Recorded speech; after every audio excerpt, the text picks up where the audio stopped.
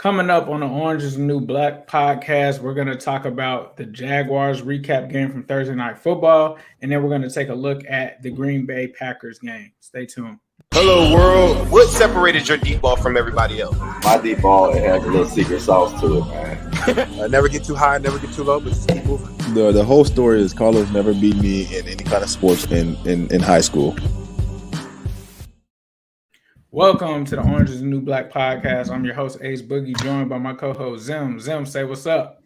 Hello, world. How's everybody doing this evening? I hope everybody's had a very productive, I don't even know what day it is, because I'm still catching up from last week. Wednesday. Still trying to, today's Wednesday. Thank you for that, Ace. And still catching up from all the stuff from last week. Just a crazy, I had a crazy week coming out of it, and just an amazing Thursday night. Really happy that everybody came out. Ace, how are you feeling this evening? I'm feeling the same, bro. I luckily got the recharge for the past couple of days. I know that you had to go out of the country after, like, straight from literally the day after the game. I had to drop you off at the airport. Ace took me to the airport. And you know what's so crazy? I'm so glad you took me there at that time, because I was there an hour filling out paperwork that I hadn't filled out. Oh, so that's good. So if I didn't get there that early, I'd have missed my whole flight. Nah, it was written, bro. It was written, like you said, the Jags dub, and it was written that we just had to drop you off at that time so you can make it. But I've been doing good, bro. I just been like relaxing and getting back into the swing of things. I know a lot of people are like, you haven't posted much. I posted the vlog, and I've been working on some of the other videos. And shout out to our man Elliot Xavier. He put some crazy work out there for us, so definitely shouts out to him. But the whole experience, bro, like even just rewatching the videos, it was just so much going on throughout that whole span. Like everything from Midwest, shout out to them, Midwest Best Barbecue. Shout out Appreciate to us being able to come. Oh my God, that food's so good. That food, the food was super good. The food was super good. I'm not gonna lie. The only regret I had was that we didn't get more footage of food, and we couldn't really do that because, you know, we were eating and stuff at that time. But that food, those brisket fries, the Zim and Ace basket, bro. Just to put everybody up on it, I don't know if y'all follow me on Twitter, but I started a 7-day juice cleanse like a day ago. I'm on day 2, going to day 3 tomorrow. And I'm a dude that eats a lot of food. So me thinking about that Midwest, I'm just like, oh my God, it gives me it makes me feel lightheaded or something. So the juice cleanse is good products, good stuff, whatever. But, you know, it ain't nothing like no real, some real eating. So if you are in the Ohio area, please make sure y'all check out my man Tim and his wife Nicole. They got a really, really, really good spot. I thought we had a really, really good show. I don't know if you guys saw it. We had Kevin Huber just pop up and came on the show. We also did a call with Jeff Hobson. Also did a call with my boy Mike Daniels. We weren't really set up beforehand, so I think people were telling us that there was some audio issues and different things like that. But I think for the people that were there, like, it was loud and clear, and the event was a success. So I'm really, really happy that we actually got to do that, because I know we have been talking about that for a while. And a lot of times, people talk about different events or different things that they're going to do, and then it doesn't, never comes to fruition. Right. So I was really, really excited. Like, while we were there, like, I was just like, man, we really made it happen. People are there. And I mean, we gave out prizes galore, like coupons, a whole lot of orange shirts, So it was lit, and I hope we can run that back. Nah, definitely. Shout out to those folks at Midwest Best Barbecue. Shout out to all of the fans that came out. We truly appreciate y'all. Like, as soon as we pulled up, y'all were waiting on us, so we truly appreciated that. But let's get into the game, like the actual game itself, because we were watching the game. We were sitting there watching it. We had Joe Goodberry in front of us, Jake Lisco from Locked On. We had Malik was sitting next to me. What were just your thoughts on the game? Shout out to my man Blake. Oh, Jules. Blake as well. Blake and Commish Quintana. Yaz was in the building. That's my dog. She looked out for me. I don't know if y'all saw me. I was on the sideline, and that was all because of my baby sis Yaz. Like, she made it happen. long story short, but it was on the sideline, and that was something I had never done. But in my mind, I always dreamed about it, or I might told my wife that a couple times, like, like one day, like I'm gonna always be on there. And when I think I first met Ace, I said, man, we need to get credentials so we can get on the side. So like I'm like there, and I'm walking on the sidelines. I'm saying what's up to the players. Fred had if you guys watched the show, we interviewed Fred Johnson. I think I saw Chris Evans. It was kind of like a blur because everything was moving so fast. It was. But I mean, I was standing next to Tyler Boyd's mom, and I remember Tyler Boyd came over, like a couple people, and I'm just like, dang, like this is really happening. So that was really, really crazy. We go to the game.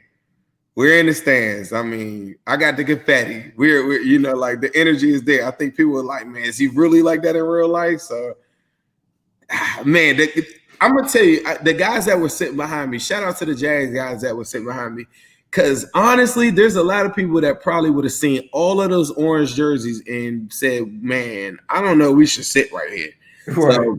So they sat there and everything like that. But I only bring that up because I told the guy when we had the 4th down stop, I said, that was big. That was major. Because if they would have went up 21-0, I don't think that it's possible, but it would have been like a crazy circumstance where you be talking about the Bengals getting an onside kick or, like something crazy. So that stop was really big. I'm going to tell you the other thing, and we could go over some things in the game. But the 4th and 4, when they punted it back to us, I looked at the Jazz guy behind me and I said, that's it. And I said, one day, and I told the guy this, I said, one day you'll know that's it when Trevor Lawrence gets a better team around him and everything's like really, really in place, maybe even a new coach finding out some of the stuff that's happening with him. But when you got it and it's like I prayed for these nights to have like this guy, Joe Burrow. I never knew it would be Joe Burrow, but when you got it and you got it, it's so fun. And when they punted the ball to us on that 4th and 4, I looked at him, I said, that's it. That's all you got.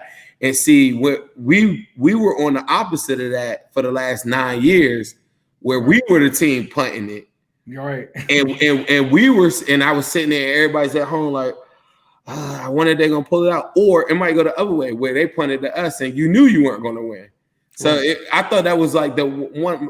My biggest memory from that game is the feeling that I had when the game wasn't even over. I felt the same way when Justin Fields broke the tackle on the 3rd and 9, because I went back and watched that play the other day. Had they kicked the ball back to us, it's a dub. It's a dub. It's an easy dub. I go watch condensed versions of like games like Chiefs a lot. I watch the Packers a lot.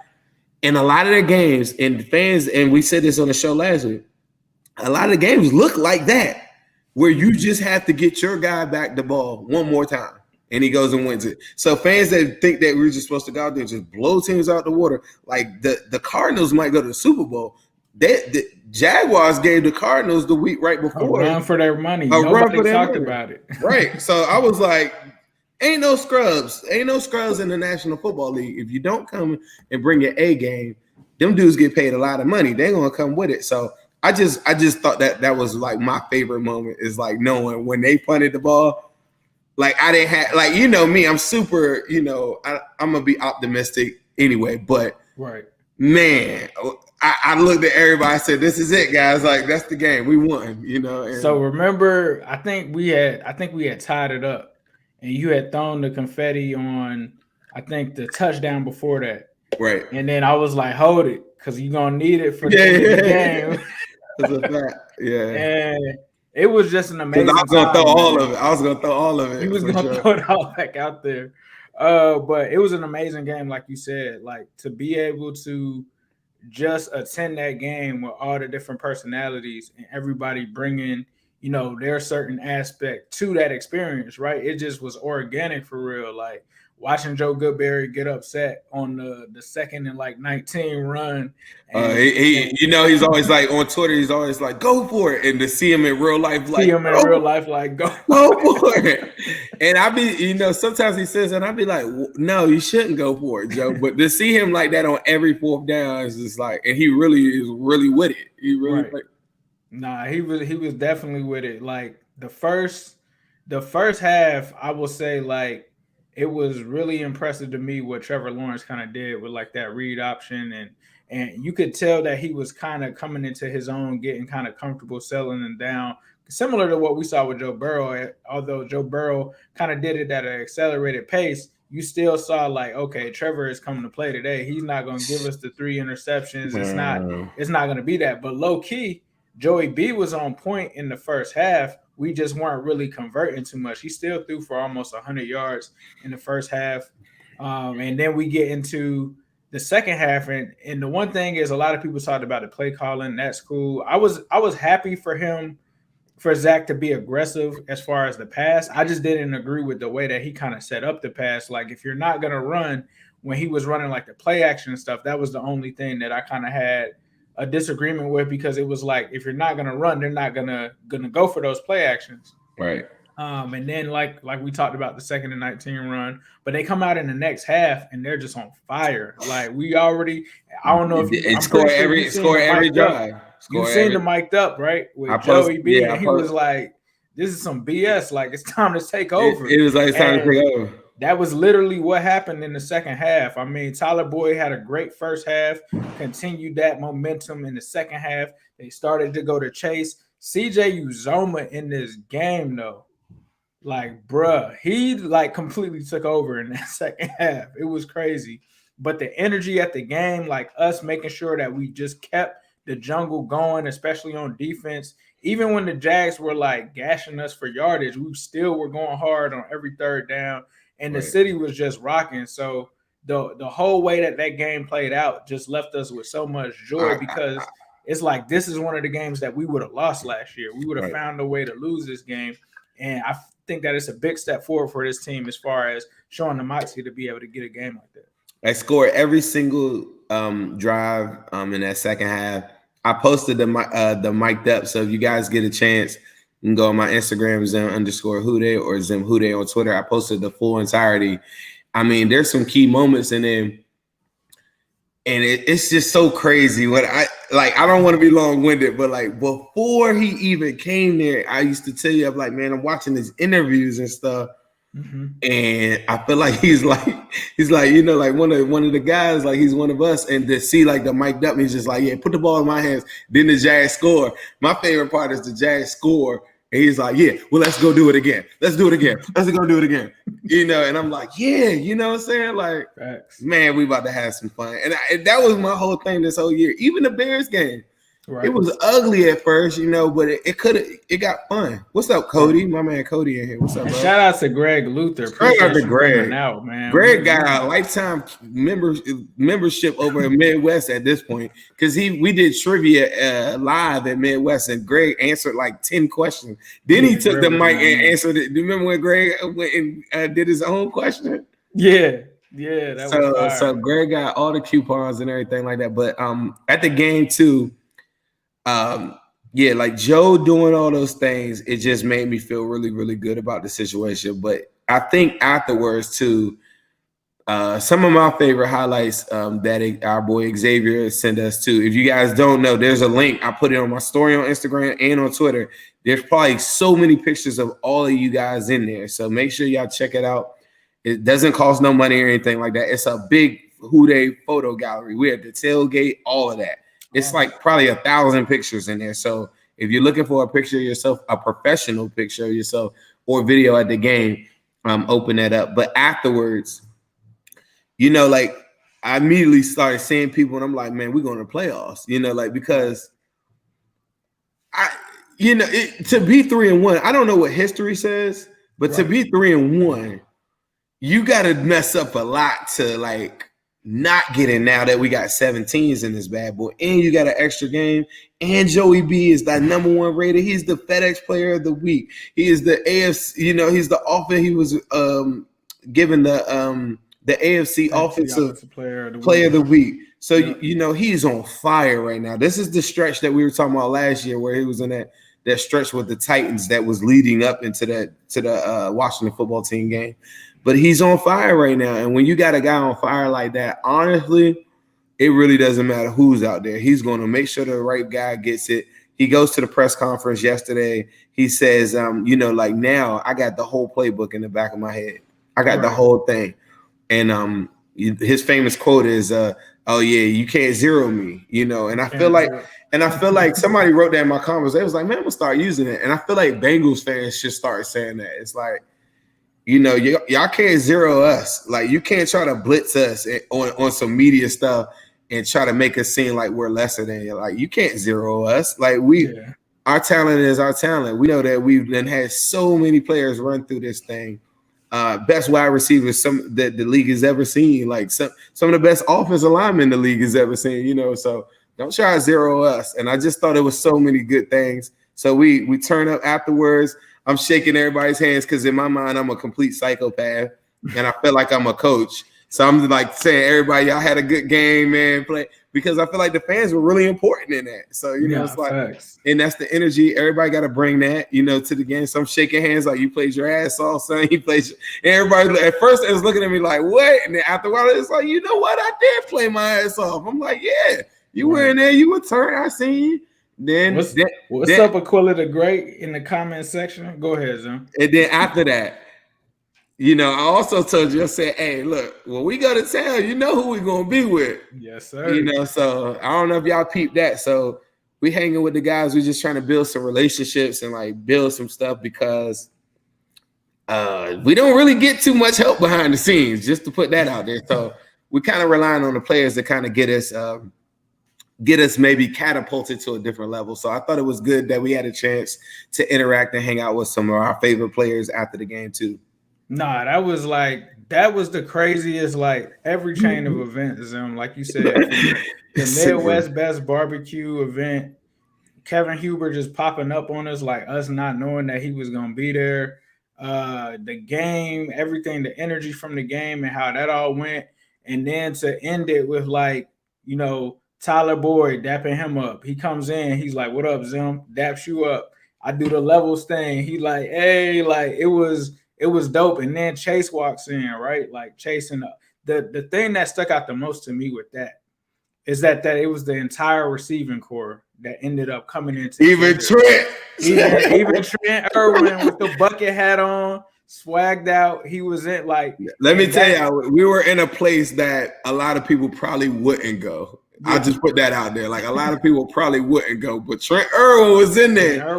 He was with it. He was the only white guy in there, but he was in there, and he was very comfortable. But I think, Auden Tate, Puka was the entire. Everybody, Puka was like, yeah, and I think that's one thing that Quentin Spain was telling us is that everybody, all the position groups, are trying to hang out a lot more.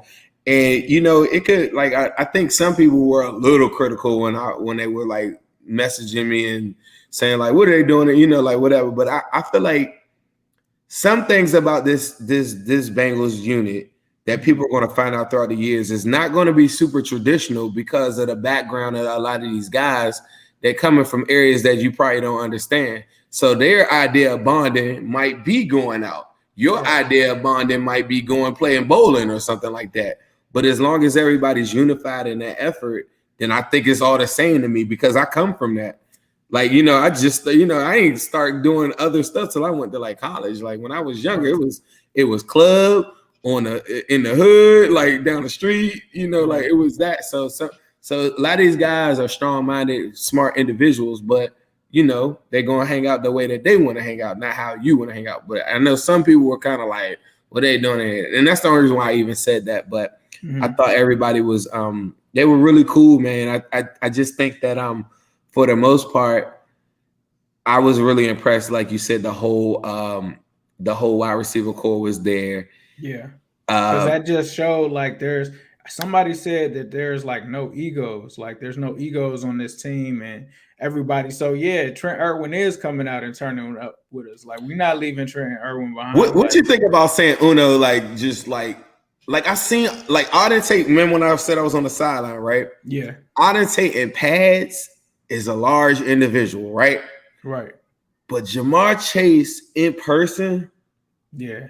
T. Higgins is tall, right? Yeah, I know y'all probably seen the pictures of us in all these instances, but Jamar Chase's demeanor and like just his back, it's just like that's not somebody like that's ever probably had a problem with no fights or anything like that. Like he looked like a straight up enforcer. I know he's not the tallest or the biggest, but like something about the structure of like his back and everything like that is just like way bigger than everybody.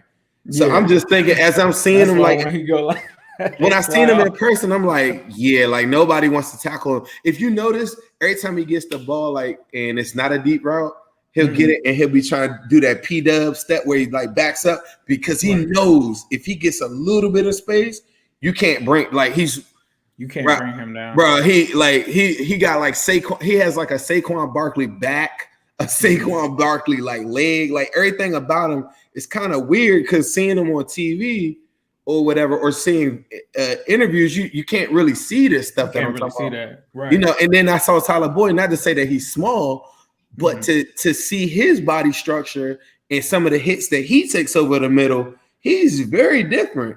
Like he's not a big crazy. Now mind you, he's around a bunch of 6'2" T. Higgins type, Auden Tate, big guys, but he's not somebody that's like big in stature. He looked like a rapper, you know, like with chains on and just cool, chilling, right? Right. I've seen him in person before, but to see what he does in a game, to go 11 targets, 9 catches, 8 of those over the middle against the, you know, like that's not an easy task, bro. Right. Nah, I'm with you. I think, like you said, all of them, for the most part, Jamar definitely did stick out. And I think just like the conversations that we had with him, he was just a confident dude, not cocky or anything like that, but he still was about business. It wasn't like how the lady in the media tried to portray it. I think she tried to misquote him and say, I want to break every record, like worry about your team winning. It wasn't like that when we ran into him. He just was a solid dude, was ready to get the next W. I'm gonna tell you, out of him, he's the fine medium between Ocho Cinco and AJ Green. It's like they got together and it just said, you know what I mean? Because he'll dance for you, and he'll go gritty on you if it's time to celebrate. He'll give you a couple of little things, but he's never gonna get on a camera, or at least I don't think he's on the film. I mean, on the field and says like, "Oh yeah, like I'm always open and talking trash." I don't even think he doesn't even look like somebody that talks to anybody on the field. Kind of like how AJ Green is, like super quiet.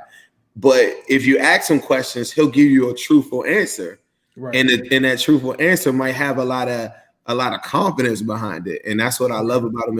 Him and Joe Burrow are a lot of like Joe. I think Joe Burrow probably talks more than Jamar.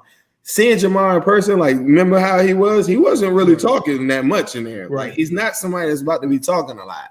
Right. Even when I was talking to him, you know, like I had talked to him briefly or whatever before, but it, you know, whatever. But this time, I just was kind of being able to observe how people are interacting and stuff. But he definitely is like the dude, like not to mess with. He's like the leader of the pack as a rookie. Like you could just tell. And T is just so genuine and so cool of a person that he just reminds me of, like, doesn't he seem like he's just the cousin or the friend that everybody like that? He was the most popular in high school. Right. He might have won best dressed, all these different things like that. But like T is just like the guy that everybody likes. Everybody in the world isn't gonna like Jamar because he's gonna be really, really honest, and he's going to be really, really brash with the comments like you alluded to by saying like, hey, I'm going to break every single record. Everybody's not going to like that. See, T. Higgins probably would never, ever say something like that, even though T. Higgins is going to break a lot of records. So I just thought it was so crazy, like how they are off the field is they actually, you know, mirror that on the field. Nah, yeah, that was the dopest part about it. And you know, just them engaging with us, because I've been some places like some football players won't engage with people, but like they were turned up with the city, locked in. And that was what really stuck out the most to me in that situation for sure. But like you said, at the same time, that did have like a parallel to them on the field. Yeah, nobody's messing with. I'm telling y'all this in person. Nobody's messing with Uno in real life, and I think that translates to the field. I think you're going to see like some joints where he gets like a 10, 15 yard and just going to be like, "Get off me," and just take it to the house. Like he just looks like that. Nah, he does. And transitioning to the next topic of the Packers, that was something that we kind of talked about with C. Higgins was, the MIGOS versus the Packers and Burrow versus Rodgers next week. So coming into that game, we kind of talked about it a little bit on Twitter yesterday. We talked about Jair Alexander possibly being out of that game, Zadarius Smith possibly being out. I think I also heard Kevin King potentially may be out. For the Bengals, though, we were at the game. We did see Mixon sustain that injury. I believe it's an ankle injury, a sprained ankle or something like that. He's currently day-to-day, I believe. But I think the expectation from majority of Bengals fans, we don't have this confirmed, we're kind of expecting him to miss this game. I think that personally for me, there is no better time to play the Packers other than right now. With Jair Alexander down, with us Zadarius Smith missing, those are like honestly. And Preston's out too. Preston too, like those are their best players on defense. And Desmond King is still out too.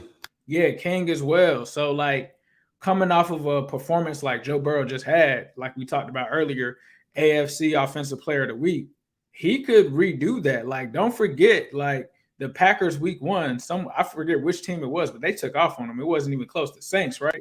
Wasn't it Jameis Winston and the Saints took off on them? Mm-hmm. There's plenty of opportunity for the Bengals offensively to take full advantage of these guys. And I don't think they have anybody to guard the MIGOS. Like that's probably like, I don't know if it came up when we were talking to T, but that's what I was thinking in my head. Like they don't have 3 legit corners. Like anytime that this Bengals team steps out, you're going to have a legitimate quarterback, a legitimate running back, and you're going to have 3 legitimate receivers. Now, obviously, with Joe Mixon out of this game, I think that spells more of our guy, Chris Evans. This is the perfect opportunity, I think, for him to get involved. Obviously, they're probably going to start off with Samaje Perine as kind of the big back, but I think that this fully opens the whole clip for the Bengals passing game in terms of getting Chris Evans involved and utilizing CJ Uzomah. I mean, he had his big coming out game last week.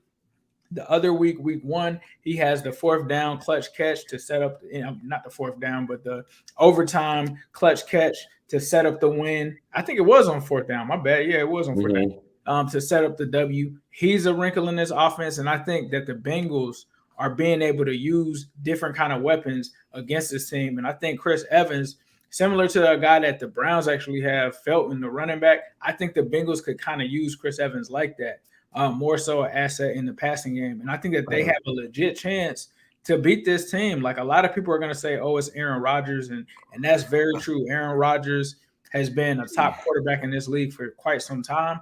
But I think Joe Burrow and Aaron Rodgers are going to potentially cancel each other out. And I think Joey B has the better weapons. And I think that there are more issues on that Packers defense than a lot of the probably going to talk about. Talk about Packers offensive line too. So Packers a lot of offensive line is having issues as well. So they're on their 3rd left tackle because Bakari is out, and then they had another injury. So they're on their 3rd left tackle. They're starting a rookie center, and they got another guy that's kind of hobbled. I said that Preston Smith was injured. He did come out of that Steelers game with a questionable return with a shoulder injury. So somebody, I don't know if it's showing up on the injury report today, but he was right after that saying that he was hurt as well. So I he could play or not. I'm whatever. But the Packers, for people saying that, well, Aaron Rodgers is that dude and stuff like that. If Hendrickson is putting pressure on like how he's been, and we get other guys to step up and put more pressure on them, their offensive line is not in good shape. So this is what I was telling people before the season. It's like this thing in people's mind about like, oh, we got to have the best offensive line in the world. The best quarterbacks in the NFL don't have the best offensive lines in the world. The best quarterbacks in the NFL make their average offensive lines look way better than what they really are. Last week, most of our offensive line graded very, very low in the Jags game. Joey B was sacked 1 time. So people were like, well, how did they whatever? Because Joey B manipulates the pocket like no other. And what's his name?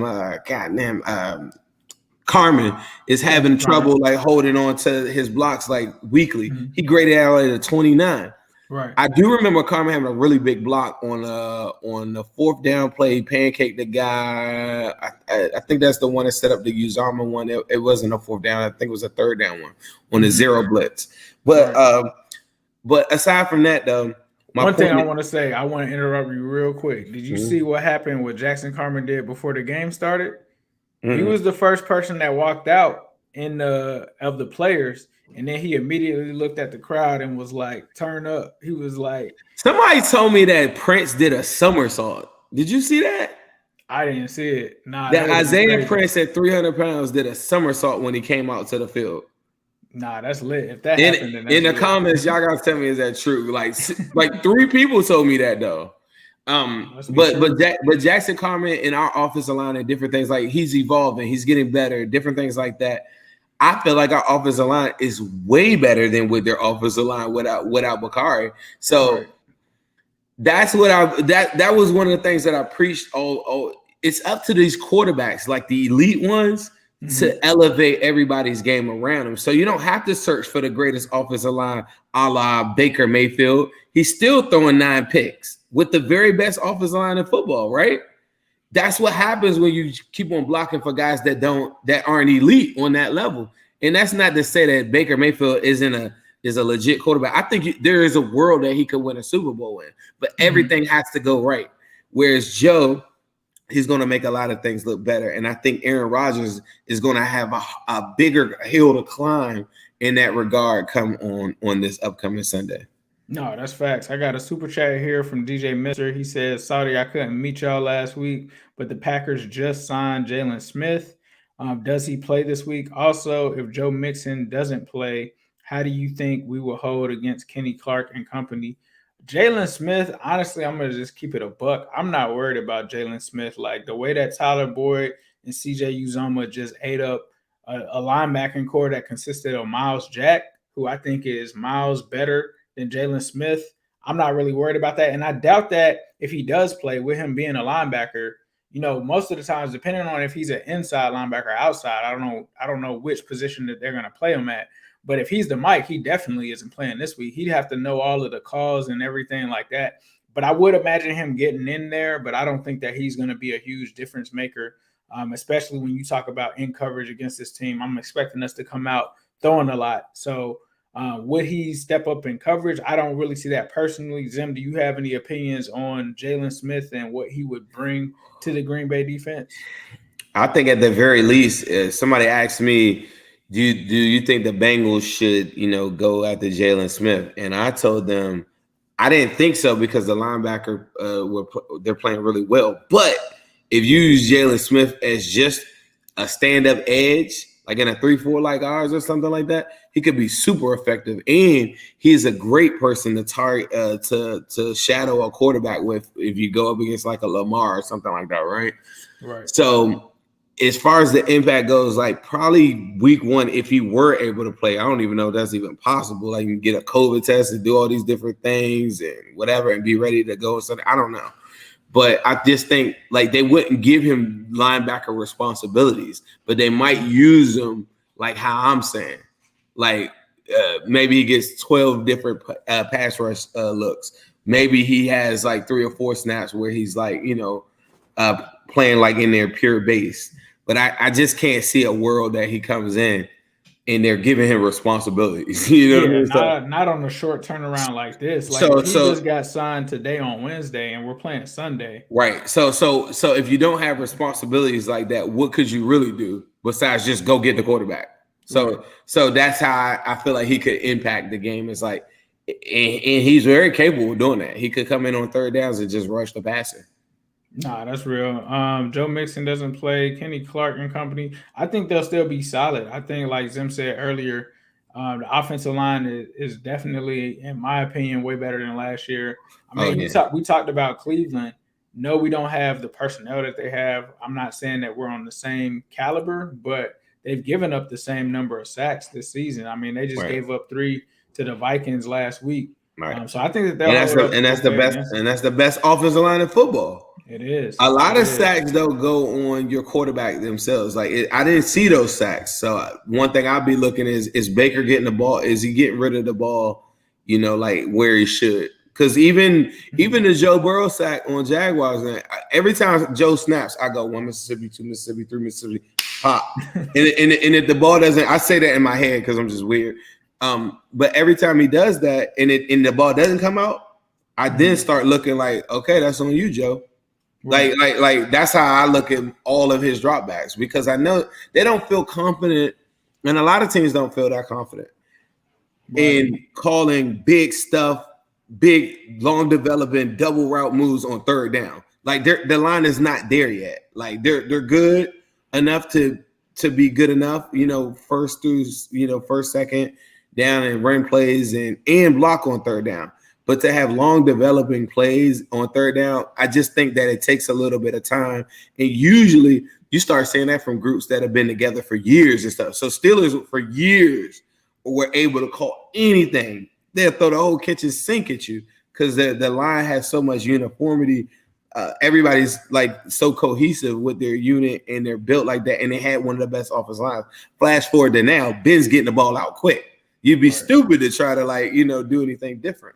Right, facts. My man Aquila the Great said that his dad took him to the Bengals game for the first time. He bought a Chase jersey and cried when the Bengals came back to win. Great night. And then my man Kyle McIntosh, appreciate you, bro. First off, who day, all day, every day, especially on Sunday. Appreciate that, bro. F the squealers, crap stains, and the birds. I'm very optimistic going into Sunday. How do you think our D will perform, honestly? And I think their first true test. For me, it comes down to Ricardo Allen coming back today, right? I'm hoping that he's going to be back in time to suit up if Jesse Bates is not ready. The Jesse Bates thing, I think, is the biggest part of this whole puzzle, right? Because I think he plays. I think that they're going to play, though, like you said. I think that, and if they don't, I feel way more confident in a guy like Ricardo Allen. I said that a lot last week. Like, not that it reduces Jesse Bates, but Ricardo Allen is a starting level safety. That's what he did in Atlanta, right? Like, we already knew what he would be in comparison to Brandon Wilson. Right. But I think that they will stand up, like you said, because at the end of the day, the trenches are what matters. And I think, like you said, Trey Hendrickson, the way that they're playing DJ Reader, they didn't get after it too much in the Jags game, but I think that they get back to that pace that they were on in this game. This is one thing. I'm going to be very big on this. If I'm going to be critical on Zach, like in games, and I go to Twitter and I'll be like, what are you calling Zach? I got to show him, I got to be fair on the other regard, because I don't think any other outlet is going to do that. None of the other Bengals things, they're not going to point out probably one thing that I know. Me talking to players this past week, they really, really love the fact that he trusted those guys. All like Cheeto could have played. Me and you know firsthand that T could have played. Yeah. Oh, yeah. But and some of these other guys and Jesse, right? But Zach went out of his way and talked to the team and said, hey, look, this is a short week and you guys are already limited. I need to see y'all go full before we play. I don't want to put your health in jeopardy. So we're not going to let you play on a short week, short turnaround. That's how major injuries happen. We're going to go win the game for you. And if you're feeling good this week coming up, when you're full, then you can go. And a lot of players really, really respected that. And because a lot of coaches wouldn't do that. A lot of coaches be like, if you're ready to play, then suit it up. And that took guts for Zach, because say they lose that game. Now, you're looking really, really different in the division. Now you're a little bit scramble mode. So for them to let those guys get a rest and still come out with a dub was really important. I say all that to say this upcoming week, I think most of those guys play. They I think so too. T went full today, right? I believe so. T went full. Base is still limited. Cheeto is limited. Right. But we'll see. We'll see by probably Thursday or Friday. But the one thing that I want to hit on with Taylor is, and I saw one of the handshakes. I didn't realize he shook every person's hand. But there's a video going out on Twitter, like right at the end of the game.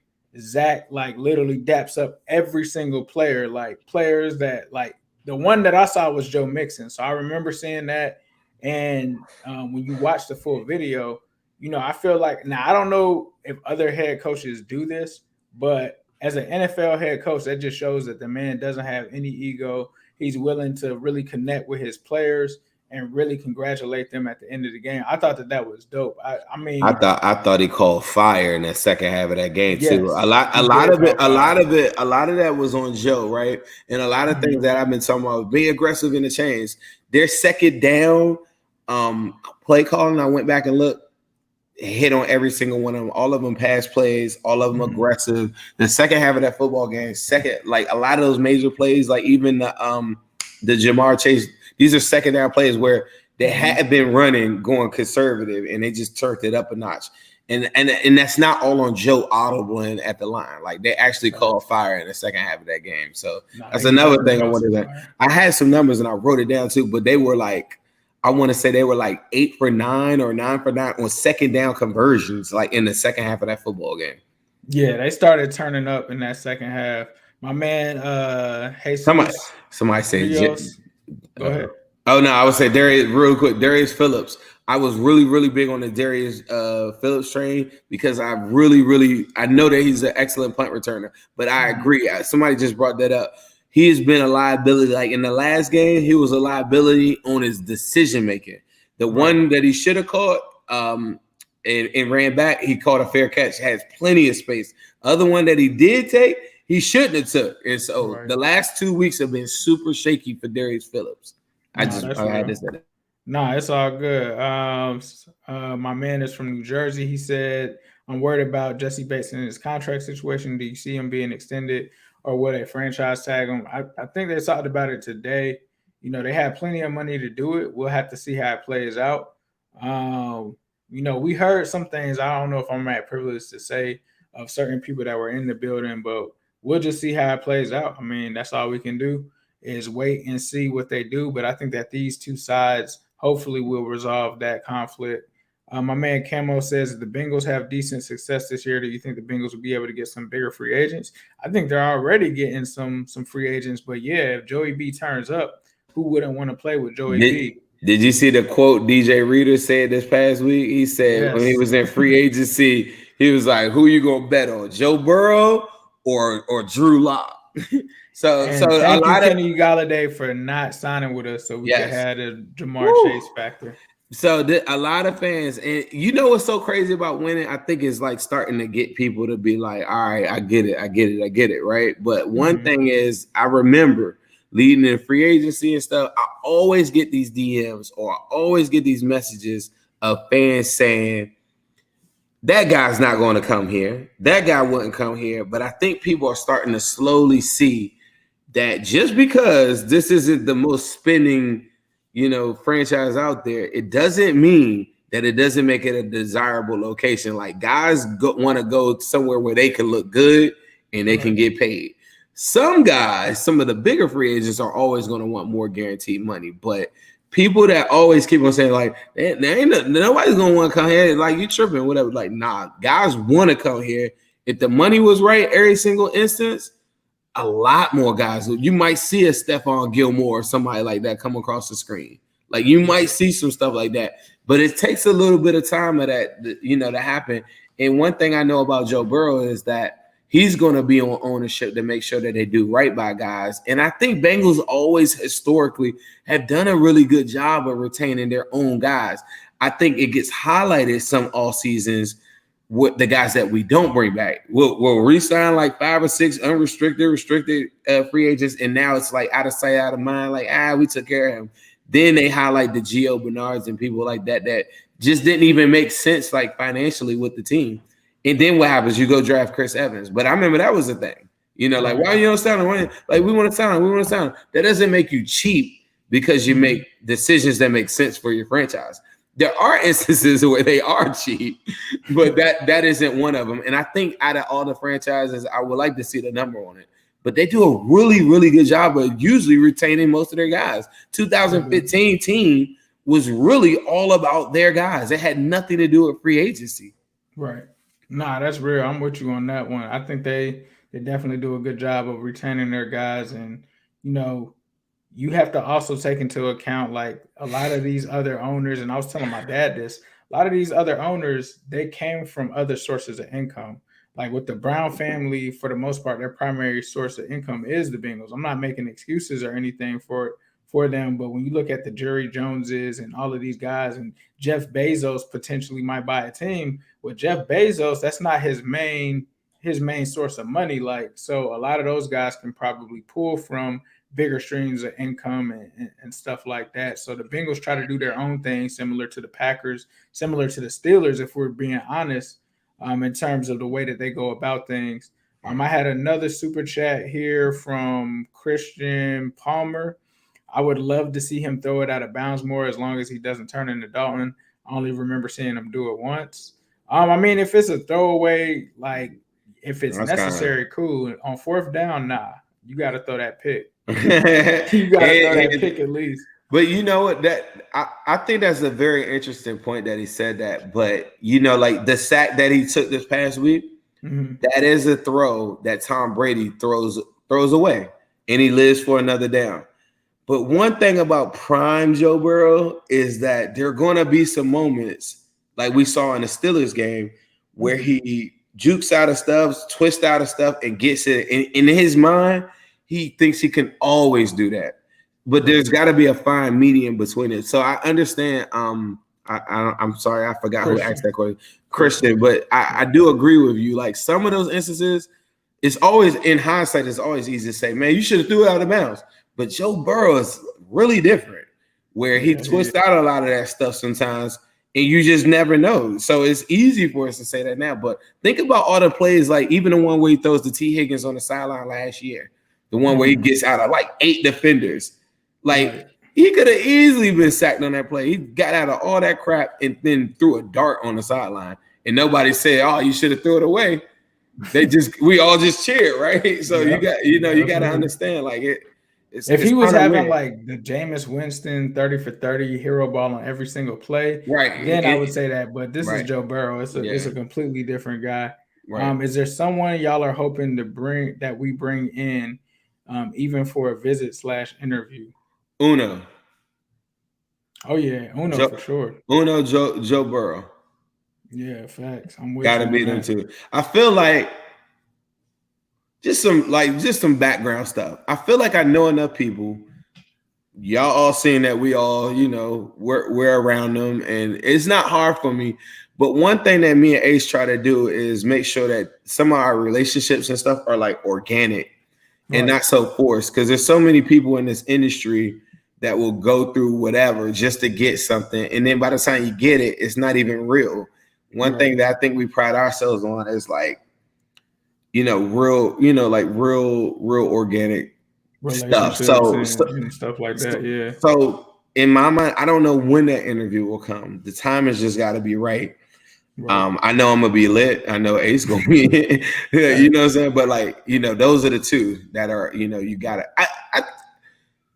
Is Ocho Cinco on your list like that too? Yeah, definitely. Chad one day he had liked a tweet or something like that.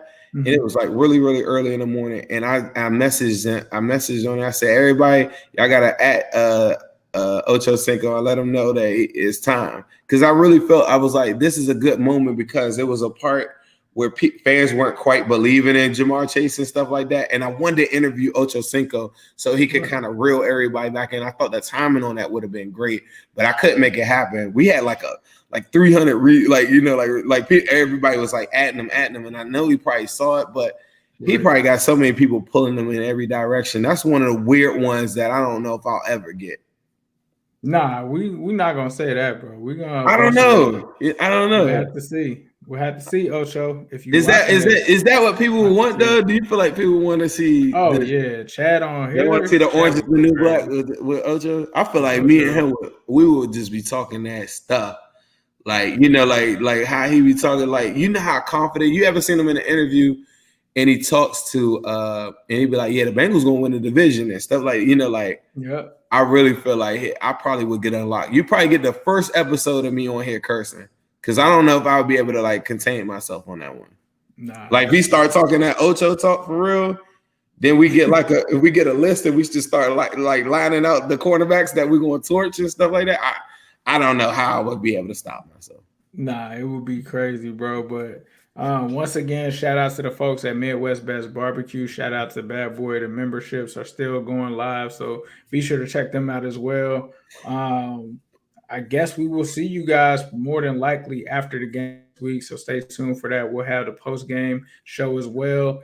Make sure that you guys subscribe to the Cincy Jungle podcast on all audio platforms. If you're looking for us, we have us there. We have the OBI Insider. We also have Coach Minnick. He's got I think it's Coach Speak now, so it's not Chop Sock anymore, but it's still Mac Minnick. So definitely be sure to holler at us. Zim, there was something that you wanted to say before we get out of here. I wanted to say this. I just came back from Colombia. That's why I'm really tired. I'm sorry. I like yawned like 1 or 2 times. I'm still like jet lagging from coming from Cartagena. Like, why was I there? Right. Crazy area. But my highlight was this. I wore a Joe Burrow jersey to the club one night. And believe it or not, 2 people yelled out "Who they" to me. So I wanted to share that with crazy. That's fire. Yeah. That's fire. So I thought that was dope. And I was so twisted. I didn't want to be like, hey, bro, like, come look at my page. Normally, I'd be like, hey, look, you like the Bengals? You want? But I was so twisted. I just was like, who they? And then later on, I was like, no, that's crazy. That is crazy.